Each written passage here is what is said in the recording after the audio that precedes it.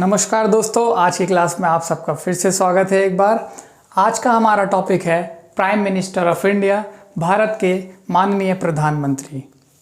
तो अगर हम बात करें प्रधानमंत्री के बारे में, प्राइम मिनिस्टर के बारे में, तो सबसे इम्पॉर्टेंट आर्टिकल यहाँ पे आता है संविधान में जो लिखा है article 75 of the constitution. Article 75 दोस्तों कहता है कि that there shall be a prime minister of India who shall be appointed by the honorable president of India।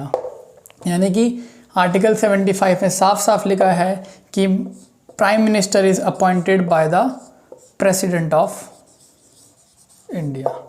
बस इतनी सी बात इस आर्टिकल में लिखी है। इसमें दो क्लॉज और हैं जो कि हम आगे की क्लास में डिस्कस करेंगे, बट अभी के लिए हमारे बस एक ही पॉइंट देखना है कि that prime minister is appointed by the president of India. दोस्तों, प्रधानमंत्री एक ऐसा पद है जो कि सबसे ज़्यादा पावरफुल पोजीशन है हमारे भारत देश में। That it is the most important and most powerful position. क्यों ऐसा, अभी हम जानने की कोशिश करते हैं आगे क्लास में ऐसा हम क्यों कह रहे हैं। तो सबसे पहली बात हमने प्रेसिडेंट के बारे में पढ़ा था, that he is the nominal head. Nominal head का मतलब है सिर्फ उनके नाम पे काम चल रहा है, means that all the executive powers is vested in the president. But जो भी उन डिसीजन लिए जाते हैं वो यूनियन काउंसिल ऑफ मिनिस्टर्स के द्वारा लिए जाते हैं। बट जो यूनियन काउंसिल ऑफ मिनिस्टर्स है उसको हेड कौन करता है? Prime minister himself. तो prime minister is the real executive. Real का मतलब है कि ultimate decision making power is vested in prime minister and his council of ministers. इसलिए इनको डी फैक्टो एग्जीक्यूटिव भी कहा जाता है। डी फैक्टो मीन्स जो असली फैक्ट है एक तरह से कि रियल एग्जीक्यूटिव कौन है, डी फैक्टो एग्जीक्यूटिव। और प्रेसिडेंट जी को कहा जाता था डी ज्योर एग्जीक्यूटिव। ये एक मतलब पॉलिटिकल टर्म में इसको ऐसे कहा जाता है। बाकी इसका मतलब है, डी फैक्टो का मतलब है कि जो रियल एग्जीक्यूटिव हेड है that is prime minister of India himself. And इसका मतलब है कि नॉमिनल हेड, कि नाम के लिए अगर कि जैसे स्टेट का कोई हेड है that is the president of India. अब प्राइम मिनिस्टर की बात करें तो इनका हम समझते हैं इनके अपॉइंटमेंट क्या होता है, इनका टर्म क्या होता है, कैसे ये चुने जाते हैं या अपॉइंट किए जाते हैं।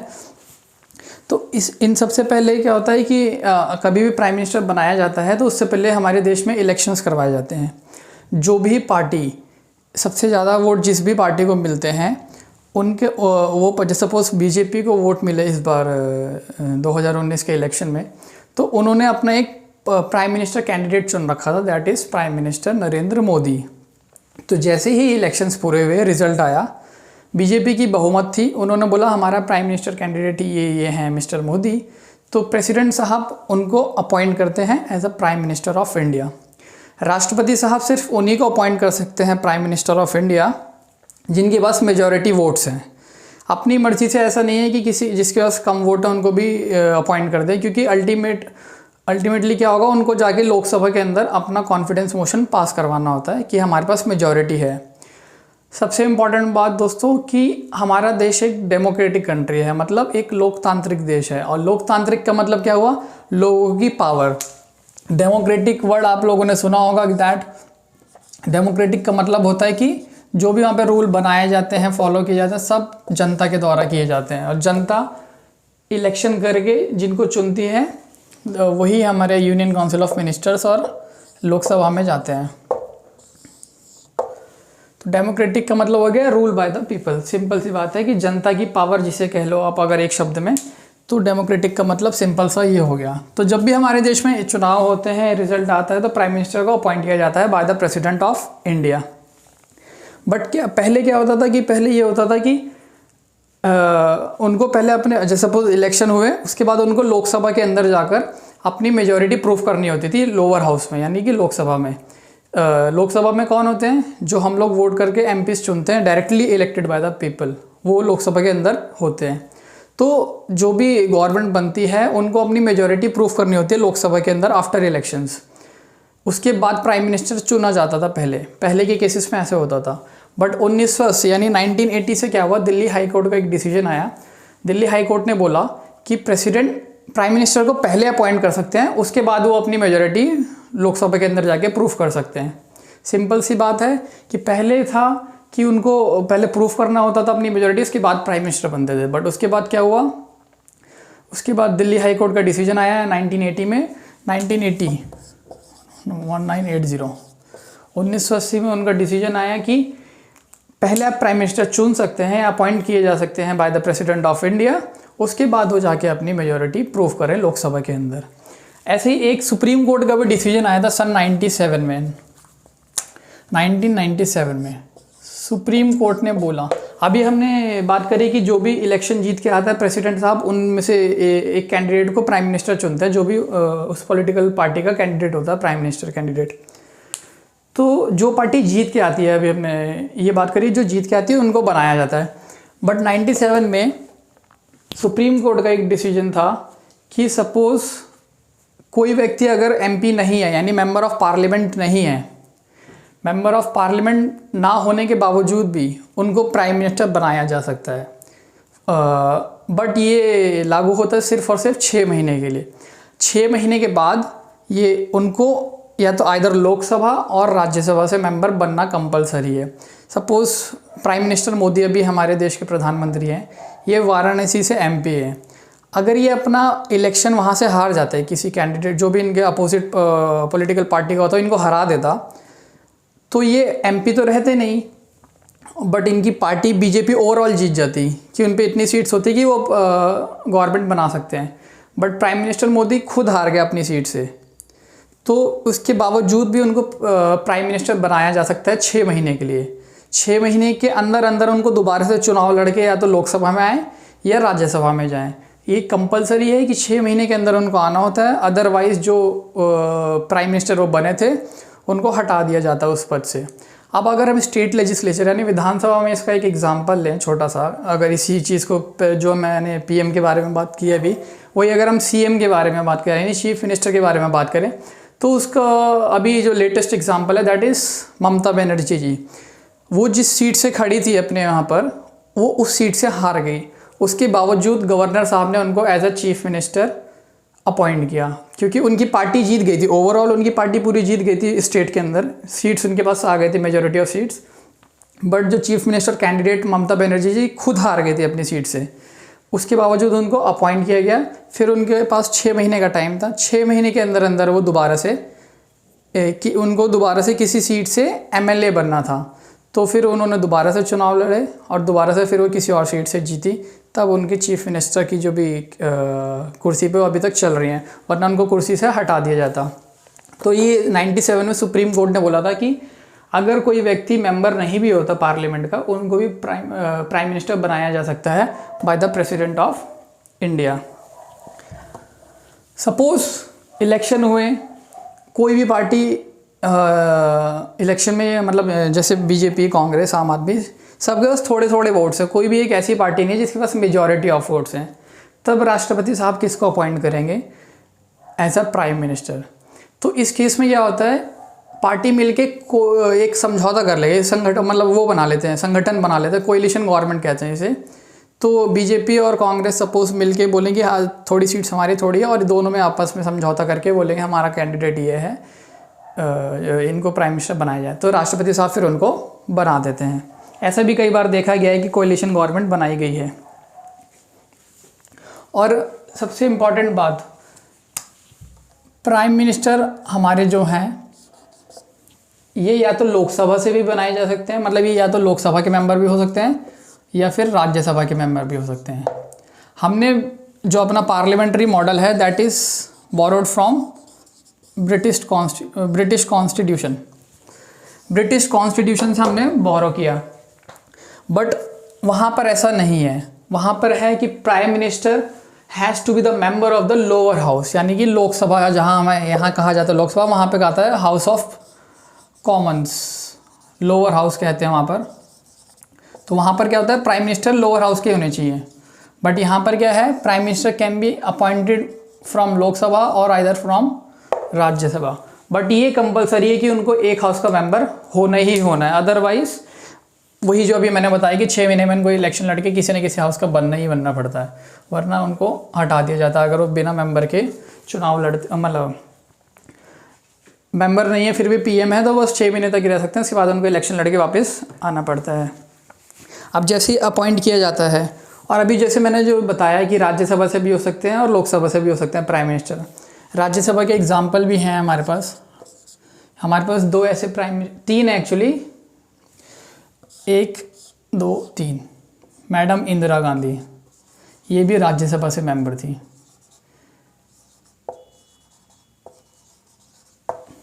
उसके बाद आई थिंक देवेगौड़ा साहब, he is also an MP he is also the MP from Rajya Sabha. Then Modi ji से पहले जो थे हमारे डॉक्टर मनमोहन सिंह, ये सारे के सारे हमारे राज्यसभा से सांसद थे, लोकसभा से नहीं थे, सारे के सारे राज्यसभा से हमारे MP थे।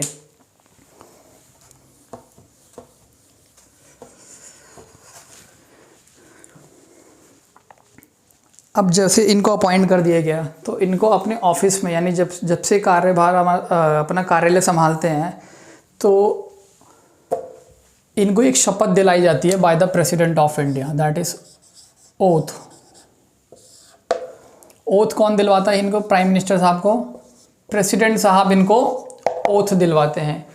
इसमें 2 तरह की ओथ हैं। एक तो नॉर्मल ओथ होती है कि हम लोग ट्रू फेथ एंड एलिजेंस रखेंगे कॉन्स्टिट्यूशन के लिए, यानी जो भी हम काम करेंगे संविधान के हिसाब से करेंगे, संविधान के विरुद्ध हम कुछ भी नहीं करेंगे। और एलिजेंस का मतलब एक तरह से हो गया लॉयल्टी। और दूसरा है oath of secrecy. Oath of secrecy, oath of secrecy का मतलब सिंपल सा इतना ही है, प्राइम मिनिस्टर का मतलब है ये बहुत रिस्पॉन्सिबल पोस्ट है और ये बहुत इम्पॉर्टेंट भी है। तो जब भी प्राइम मिनिस्टर कोई डिसीजन लेते हैं एज अ मिनिस्टर, तो उस डिसीजन को सीक्रेट रखते हैं, ऐसे किसी को भी नहीं बता सकते, किसी आम आदमी को या किसी को भी ऐसे वो बताते नहीं हैं। उनको एक शपथ दिलाई जाती है कि जो भी आपके डिसीजन होंगे उनको सीक्रेट रखोगे ताकि हमारी देश की जो संप्रभुता, अखंडता, इन पे कुछ भी आँच ना आ सके, यानी कि integrity and sovereignty of the जो नेशन है उसको हम लोग बचा के रख सकें, उसको कुछ भी हानि ना हो। इसलिए ओथ ऑफ सीक्रेसी उनको दिलाई जाती है ताकि वो कुछ भी डिसीजंस को लीक ना करें, कि सब पता चला कुछ भी डिसीजन ले रहे हैं, कोई सीक्रेट डिसीजन सारी जनता को पता है तो क्या फ़ायदा। मान लो कुछ वॉर करने जानी है, बॉर्डर पे कुछ लड़ाई हो रही है, सारे के सारे डिसीजन पहले से अगर वो बता देंगे न्यूज़ चैनल्स में, टीवी में, तो फिर जो हमारे अपोजिट में एनिमी होगा उनको तो सब पहले से ही पता चल जाएगा, तो क्या फ़ायदा होगा फिर उस चीज़ का। तो अब ये हमने बेसिक जान लिया इसके बारे में। अब इनकी आती है powers and responsibilities and functions. जो भी इनके पावर्स, एक सब हेडिंग्स में हम पढ़ लेंगे, पावर्स, फंक्शन एंड रिस्पॉन्सिबिलिटीज़। तो सबसे पहला जो है दैट ये रिकमेंड करते हैं, इनकी पावर है दैट रिकमेंड करते हैं राष्ट्रपति साहब को। क्या रिकमेंड करते हैं? कि मंत्री किसको बनाया जाए। अभी तक हमने पढ़ा था कि प्राइम मिनिस्टर को अपॉइंट करते हैं प्रेसिडेंट, बट जो प्राइम मिनिस्टर होते हैं उनकी भी एक अपनी कैबिनेट होती है, अपनी एक काउंसिल ऑफ मिनिस्टर्स होते हैं।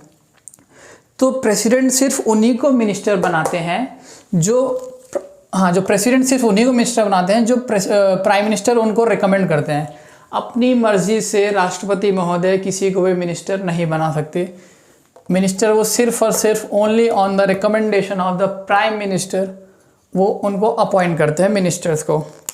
अब मिनिस्टर बना तो दिया, अगर किसी मिनिस्टर को उनके पद से हटाना है तो भी राष्ट्रपति साहब कुछ भी नहीं कर सकते, यानी रिकमेंड करते हैं रिमूवल भी। अगर किसी मंत्री को उससे पद से हटाना है तो ये पीएम साहब, हमारे प्राइम मिनिस्टर साहब सीधा प्रेसिडेंट के पास जाएंगे, बोलेंगे इन मंत्री को इनके पद से हटा दीजिए, तो प्रेसिडेंट उनको रिमूव कर देंगे उस पद से। और इससे उसके बाद आता है कि एलोकेट्स एंड प्राइम मिनिस्टर क्या करते हैं। अब जैसे सपोज इन्होंने अपना क्या किया, एक यूनियन काउंसिल ऑफ मिनिस्टर्स चुन लिया, प्रेसिडेंट से बोला ये मेरे मंत्री हैं, इनको आप अपॉइंट कर दीजिए as a union council of ministers. अब उसके बाद इनकी जिम्मेदारी हो जाती है, सपोज इन्होंने 50 मंत्रियों का वो अपॉइंट कर दिया, बट उसके बाद कौन सा मंत्री क्या पद मतलब कौन सी मिनिस्ट्री संभालेगा ये भी डिसाइड प्राइम मिनिस्टर खुद करते हैं, directly decided by the prime minister of India. इसका मतलब क्या है कि दैट फाइनेंस मिनिस्ट्री किसको दे दी भाई, निर्मला सीतारमण जी को दे दी, ये डिसीजन कौन लेगा, प्राइम मिनिस्टर लेंगे। फिर एक्सटर्नल मिनिस्ट्री किसको दे दी, ministry of external affairs Jaishankar साहब को दे दी, ये भी डिसीजन कौन लेगा, प्राइम मिनिस्टर जी लेंगे। होम मिनिस्ट्री किसको दे दी, अमित शाह जी को दे दी, ये डिसीजन कौन लेगा, प्राइम मिनिस्टर जी लेंगे। तो सिंपल सी बात बस इतनी है कि मिनिस्टर्स को अपॉइंट भी प्रेसिडेंट की रिकमेंडेशन पे किया जाता है, रिमूव भी इनकी रिकमेंडेशन पे किया जाता है, और जो भी मिनिस्ट्री एलोकेट होती है और रीशफल भी होती है। सपोज जयशंकर साहब को बोला अभी एक्सटर्नल मिनिस्ट्री है, 6 महीने बाद बोलेंगे आप फाइनेंस संभाल लो, निर्मला जी आप होम मिनिस्ट्री संभाल लो। तो ये सब काम भी प्राइम मिनिस्टर खुद करते हैं, दूसरा कोई नहीं कर सकता, सिर्फ और सिर्फ प्राइम मिनिस्टर कर सकते हैं ये काम, reshuffling and allocation of ministries among the ministers. तो हमने ये 2 पॉइंट पढ़ लिए। अब इससे भी इम्पॉर्टेंट क्लॉज दैट अगर हमने राष्ट्रपति साहब के उसमें पढ़ा था कि अगर उनकी सीट किसी कारण वेकेंट हो जाती है, दैट अगर उनकी डेथ हो जाती है या फिर वो रिज़ाइन कर देते हैं, तो vice president of India act as the acting president of India. But इस केस में बिल्कुल अलग है। सपोज प्राइम मिनिस्टर जी की डेथ हो जाती है या वो रिज़ाइन कर देते हैं, सिंपल सी बात यह है। तो इस केस में क्या होगा, कोई डिप्टी प्राइम मिनिस्टर आके इस कुर्सी को संभालेगा या फिर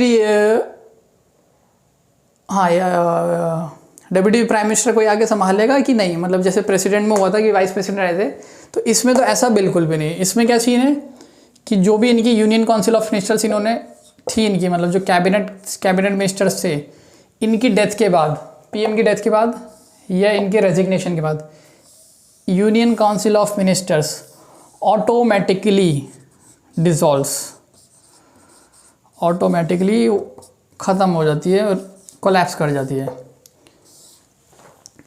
इतनी पावर है प्राइम मिनिस्टर साहब की। अगर वो चाहें अपने एक सिग्नेचर से, यानी अगर वो चाहें रिज़ाइन करना, तो पूरी की पूरी यूनियन कैबिनेट को रिज़ाइन करना पड़ता है। उनके पास कोई ऑप्शन नहीं होता मिनिस्टर रहने का, फिर उनको रिज़ाइन करना ही करना पड़ता है, दूसरा उनके पास कोई भी ऑप्शन होता ही नहीं। और फिर एक चीज़ है, अगर यूनियन काउंसिल ऑफ मिनिस्टर्स की मीटिंग हो रही है तो उनको प्रिसाइड भी फिर हमारे प्रधानमंत्री साहब ही करते हैं। जैसे कोई भी आपने सुना होगा न्यूज़ में, काफ़ी कैबिनेट कमेटीज़ भी हैं famous, cabinet committee on security है, फिर cabinet committee on economic affairs है, ये सारे के सारे प्राइम मिनिस्टर खुद डायरेक्टली हेड करते हैं। फिर इंपॉर्टेंट मिनिस्ट्रीज़ इनके अंडर में आ जाती हैं। इंपॉर्टेंट मिनिस्ट्रीज़ जैसे कि ये एटॉमिक और नासा से रिलेटेड जितनी मिनिस्ट्रीज है सारे अपने अंडर में डायरेक्टली अपने कंट्रोल में रखते हैं। फिर न्यूक्लियर वेपन्स के भी जो भी करना होता है, मतलब यूज़ करना है कि नहीं करना, वो डिसीजन भी ultimate decision is taken by the prime minister of India. इनकी मतलब अकेले नहीं, इनकी एक टीम रहती है, बट जो मेन हेड रहते हैं, जो भी इसका मीटिंग को प्रिसाइड करते हैं, that is prime minister of India. अब इनका रिलेशन अगर हम बात करें विद प्रेसिडेंट साहब कि प्राइम मिनिस्टर और प्रेसिडेंट का क्या रिलेशन, मतलब क्या करते हैं प्राइम मिनिस्टर जी, कैसे बात करते हैं प्रेसिडेंट साहब से, तो under article 78 of the constitution, 78 of the constitution कहता है कि प्राइम मिनिस्टर साहब जो भी डिसीजन लेंगे गवर्नमेंट पॉलिसीज़ को लेके या जो भी नया लेजिस्लेशन बनाना चाहेंगे, वो सारे के सारे कम्युनिकेट करेंगे प्रेसिडेंट जी को। यानी कि जो भी इनके डिसीजन होंगे सारे के सारे किसके थ्रू बताए जाएंगे प्रेसिडेंट को, प्राइम मिनिस्टर खुद बताते हैं। यूनियन काउंसिल ऑफ मिनिस्टर्स की कोई भी मीटिंग होती है, उसका जो आउटपुट निकलता है वो प्रेसिडेंट साहब को अगर पूछना हो तो डायरेक्ट प्राइम मिनिस्टर से पूछते हैं वो। एक तो है कि प्राइम मिनिस्टर की खुद की ड्यूटी अंडर आर्टिकल 78 की जो भी डिसीजन ले प्रेसिडेंट साहब को बताएं। दूसरा है कि अगर प्रेसिडेंट चाहें तो वो खुद सामने से भी पूछ सकते हैं प्राइम मिनिस्टर से, यानी कि ये खुद इनको बताना तो है ही, बट अगर इनकी मर्जी करे तो इनसे पूछ भी सकते हैं। Under article 78 of the constitution. और दूसरा है कि ये एडवाइस भी करते हैं। एडवाइस क्या करते हैं? सपोज जैसे हमने देखा था, ये राष्ट्रपति साहब बहुत इंपॉर्टेंट अपॉइंटमेंट करते हैं बड़ी बड़ी पोस्ट पे, कॉन्स्टिट्यूशनल पोस्ट पे। लाइक अगर कैग का अपॉइंटमेंट करना है, कैग क्या है? Controller and auditor general of India under article 148। फिर इलेक्शन कमीशन ऑफ इंडिया, इनके मेंबर्स को अंडर आर्टिकल 324 अपॉइंट कौन करता है? प्रेसिडेंट जी करते हैं। फिर उसके बाद है यूपीएससी के मेंबर्स को 315 कौन अपॉइंट करता है? प्रेसिडेंट साहब करते हैं। अटॉर्नी जनरल ऑफ इंडिया यानी एजी बोलते हैं इनको, अटॉर्नी जनरल ऑफ इंडिया यानी कि सीनियर मोस्ट लॉ ऑफिसर इनको कहा जाता है। भारत सरकार के वकील होते हैं। अगर किसी कोर्ट में केस चल रहा था तो गवर्नमेंट ऑफ इंडिया को यही रिप्रेजेंट करते हैं। अटॉर्नी जनरल अंडर आर्टिकल 76, ये जैसे बड़ी बड़ी पोस्ट हैं सारी, इन सबको अपॉइंट तो प्रेसिडेंट साहब करते हैं, बट रिकमेंड कौन करता है? रिकमेंड करते हैं हमारे प्राइम मिनिस्टर साहब। यानी कि प्राइम मिनिस्टर इतनी इम्पॉर्टेंट पोस्ट है, इतना पावरफुल पोजीशन है इतनी, कि सारे के सारे जितने भी एग्जीक्यूटिव डिसीजंस होते हैं that is taken by the prime minister. अब अगर प्राइम मिनिस्टर की बात करते हैं तो सबसे इंपॉर्टेंट आर्टिकल 2 ही हैं जो अभी तक हमने प्रेसिडेंट में भी पढ़े थे और गवर्नर में बीच में डिस्कस किए थे, article 74 and article 75 of the constitution. Article 74 हमारा क्या कहता है? Union council of ministers to be headed कौन कर रहा है? Prime minister. Union council of ministers to be headed by the prime minister to aid and advise the president of India who shall act in accordance with such an advice।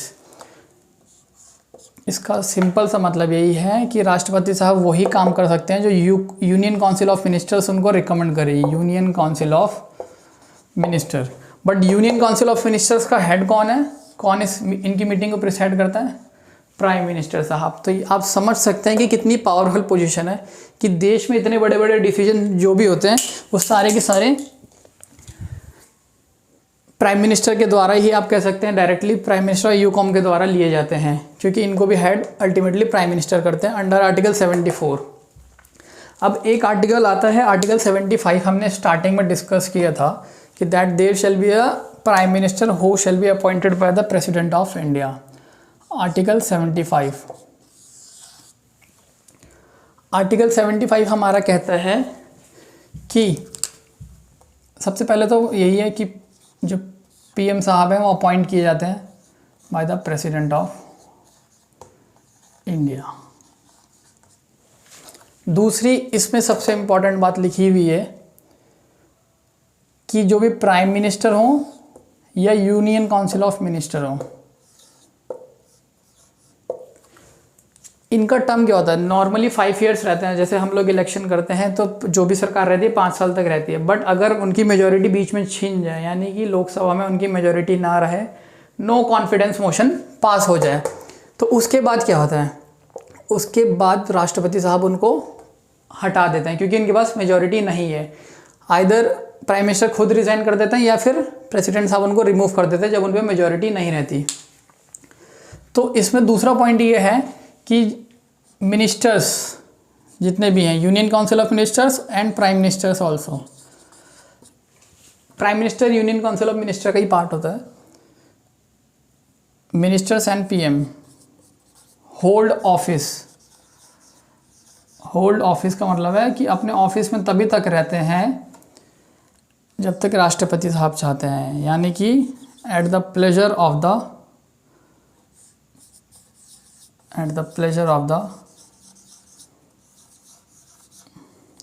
President.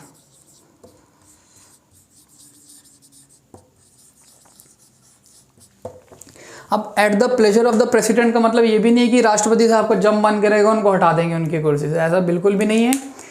जब तक prime minister के पास majority है, जब तक उनका no confidence motion pass नहीं हुआ है, तब तक राष्ट्रपति साहब उनको उनकी पद से नहीं हटा सकते, चाहे कुछ भी हो जाए। सीधी सी बात है। मेजॉरिटी होने का मतलब है कि जनता ने उनको चुन के भेजा है और जनता की पावर होती है लोकतंत्र में, डेमोक्रेटिक कंट्री है, इसलिए प्रेसिडेंट साहब उनको ऑफिस से नहीं हटा सकते जब तक उनके पास जनता का विश्वास है। नो कॉन्फिडेंस का मतलब यही होता है कि नो कॉन्फिडेंस मोशन अगर पास हो जाता है तो उसका मतलब होता है कि नो कॉन्फिडेंस, यानी कि अब उस गवर्नमेंट में कॉन्फिडेंस नहीं रहा जनता का, तो इसलिए इसको नो कॉन्फिडेंस मोशन कहा जाता है। बट जब तक वो मोशन पास नहीं होता और उनके पास कॉन्फिडेंस रहता है लोकसभा का, यानी कि लोअर हाउस जहाँ पे जनता डायरेक्टली इलेक्ट करके एमपीज़ को भेजती है, तो जब तक उन पे सपोर्ट रहता है लोकसभा का तब तक प्रेसिडेंट साहब उनको उनके पद से नहीं हटा सकते। ये line at the pleasure of the president इसलिए लिखी गई है क्योंकि इनका कोई फिक्स टर्म भी नहीं है प्राइम मिनिस्टर का, क्योंकि गारंटी तो है नहीं कि इलेक्शन हो गए तो ज़रूरी है कि 5 साल के लिए ही चुने रहें, मतलब अपने सीट पे रहेंगे। इनको कभी भी हटा सकते हैं। आपने पहले भी देखा होगा 90s के टाइम पे प्राइम मिनिस्टर कुछ 15 दिन के लिए थे, कुछ 1 साल के लिए, 2 साल के लिए, तो ऐसी कोई इनकी फिक्स टर्म नहीं है। इसलिए इसमें बोला गया eight the pleasure of the president, यानी कि प्रेसिडेंट साहब जब देखेंगे कि इनके पास मेजॉरिटी नहीं है तो उनको उनके पद से हटा देंगे। इसका सिंपल सा मतलब यही है कि उनको उनके पद से हटा देंगे जब भी उनके पास मेजॉरिटी नहीं रहेगी।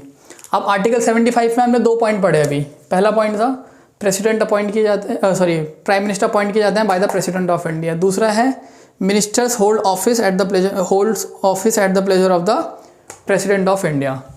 अब इसमें इस आर्टिकल में एक पॉइंट और है, वो सबसे इम्पॉर्टेंट पॉइंट है हमारे देश को चलाने के लिए, that is union council of minister are collectively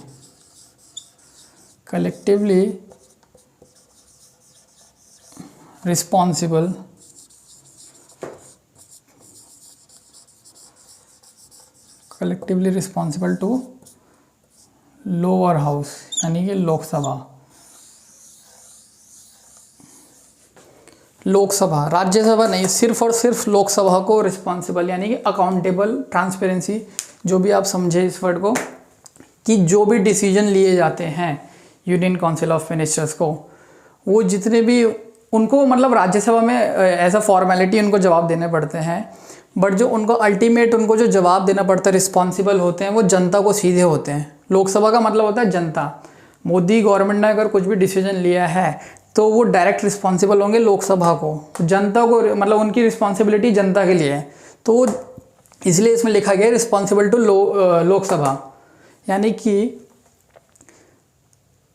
वो ऐसा कुछ भी काम नहीं करेंगे कि यहाँ पे लोकसभा में नो कॉन्फिडेंस मोशन पास हो जाए। और कलेक्टिवली का मतलब यही है, यूनियन काउंसिल ऑफ मिनिस्टर्स की एक इम्पॉर्टेंट बात है that sink and swim together, यानी कि ये डूबते भी एक साथ हैं और तैरते भी एक साथ हैं पानी में। इनका ऐसा नहीं है एक मिनिस्टर कुछ अलग बयान दे रहा है, दूसरा अलग बयान दे रहा है। अगर आपने न्यूज़ में कभी ऑब्जर्व किया होगा कि अगर कोई मिनिस्टर कुछ भी बयान देता है तो उनके जो बाकी कलीग्स होते हैं, यूनियन काउंसिल ऑफ मिनिस्टर के बाकी मेंबर्स होते हैं, वो हमेशा उनको सपोर्ट करते हैं उस इनकी स्टेटमेंट को किसी न किसी स्टाइल से, क्योंकि उनका एक रूल है that is swim and sink together. डूबना भी साथ में है और तैरना भी साथ में है, क्योंकि वो कलेक्टिवली रिस्पॉन्सिबल है लोकसभा को। तो आज की क्लास में हमने पढ़ा प्राइम मिनिस्टर के बारे में, और इनके बारे में मतलब काफ़ी कुछ है। हर मतलब सबसे इम्पॉर्टेंट पोजीशन यही है। उसके बाद फिर जितने भी अल्टीमेट डिसीजन होते हैं एग्जीक्यूटिव के, जितने भी सारे यही लेते हैं। जितने भी रिकमेंडेशन होते हैं प्रेसिडेंट को कॉन्स्टिट्यूशनल पोस्ट अपॉइंट करने के लिए, सारी की सारी प्राइम मिनिस्टर खुद देते हैं। तो आज की क्लास कहीं पे वाइंड अप करते हैं। प्राइम मिनिस्टर साहब के लिए इतना ही है अभी। बाकी जो भी छोटी छोटी चीज़ें रह गई होंगी उनको हम बाद में क्वेश्चन के थ्रू डिस्कस कर लेंगे जब भी हम लोग आगे इसकी रिवीजन करेंगे। तो अभी के लिए बस इतना ही। आप सभी को धन्यवाद।